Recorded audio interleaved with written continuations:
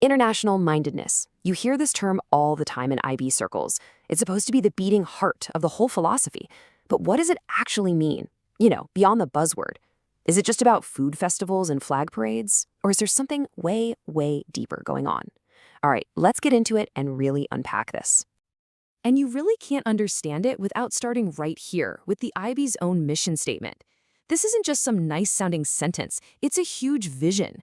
Think about those words: common humanity, shared guardianship, creating a better and more peaceful world. I mean, the stakes are incredibly high. This is what it's all about. Okay, so before we break down how you build it, let's start with the end goal. What does this internationally minded person actually look like? What are their characteristics? Well, the IB doesn't just leave this up to interpretation. They give us a blueprint, and that's the learner profile. These 10 attributes are the target. And it's not just a wish list, right? It's a very practical guide for the kind of person the program is trying to nurture. Someone who is curious, principled, and genuinely cares about the world around them. So that's the goal. How do we get there? How does the IB actually build someone who embodies that learner profile? Well, if you peel back the layers, you'll find the whole thing is built on 3 core pillars. And here they are. Researchers Singh and Shi really break it down for us. It's built on multilingualism, intercultural understanding, and global engagement. You gotta think of these like the 3 legs of a stool. If you take one away, the whole thing just collapses. Let's start with multilingualism. And look, this is way, way more than just being able to order a coffee in Paris. It's about this incredible idea that languages are basically roadmaps to the mind and soul of a culture. When you learn another language, you're not just learning words. You're gaining access to a whole new way of thinking, of seeing the world. Next up, intercultural understanding. And again, we're not just talking about tolerance. This is something much deeper. It's about empathy, sure, but a really radical kind of empathy. It's the challenge of trying to step completely outside your own shoes and see the world from the inside of a totally different culture. And that third pillar, global engagement, this is the so what part. This is where all that knowledge and empathy actually turns into action.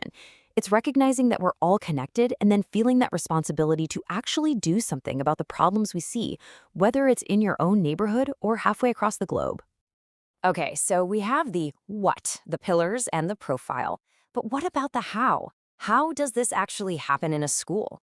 This is where we get to the absolute core of the IB's teaching philosophy.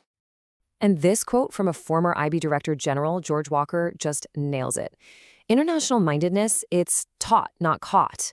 It's not magic. It doesn't just happen by osmosis if you put a bunch of kids from different countries in a room. It has to be intentional, deliberate, and designed right into the curriculum. And teaching it, it means doing things really differently than, say, a more traditional school. Instead of just feeding students one single perspective, the IB is all about exploring many. Instead of rote memorization, it's about critical thinking and analysis. And instead of keeping subjects in their own little boxes, it's all about making connections between them. So what does that look like in a real classroom? Well, let's take a look. You've got the Theory of Knowledge class, or TOK, where students are constantly comparing how different cultures know things. Then there's CAS, Creativity, Action, Service, which gets students out into the world, building empathy through real experiences. In the primary years program, the PYP, kids learn through these big universal themes like who we are. And get this, even in math, the curriculum pushes students to appreciate that it has roots in many different cultures and histories. And this idea, this spirit of questioning everything, it's not new. It's been part of the IB's DNA right from the very start. Just listen to this from Robert Leach, one of the founders. He's saying the goal was never to make students comfortable with one right answer, but to challenge them to question everything, even the things that seem most respectable. So you might be thinking, this all sounds pretty modern, right? Well, you'd be surprised. While the IB itself kicked off in 1968, the ideas behind it, man, they go way, way back. I mean, we're talking centuries. You can see the seeds of this way back in the 14th century with an Islamic scholar named Ibn Khaldun talking about avoiding bias in history.